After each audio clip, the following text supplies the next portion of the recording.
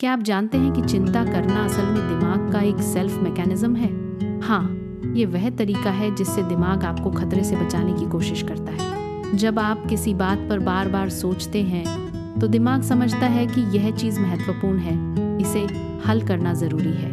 इसीलिए वह आपको फिक्र करने पर मजबूर करता है ताकि आप तैयार रहें, हल ढूंढें और सुरक्षित रह सकें। लेकिन समस्या तब बनती है जब यह मैकेनिज्म ज़्यादा एक्टिवेट हो जाए, यानी छोटी छोटी बातें भी दिमाग को खतरा लगने लगे और लगातार ओवर थिंकिंग शुरू हो जाए। इसका हल क्या है? बस एक चीज़, अपने दिमाग को सिग्नल दो कि मैं सेफ हूँ, यह बात इतनी महत्वपूर्ण नहीं। गहरी सांस लो, सोच को ऑब्जर्व करो और खुद को रिमाइंड करो कि यह बस दिमाग का प्रोटेक्टिव मोड है। चिंता प्राकृतिक है, लेकिन इसे कंट्रोल करना एक स्किल है और आप इसे सीख सकते हैं। Subscribe for more psychology facts.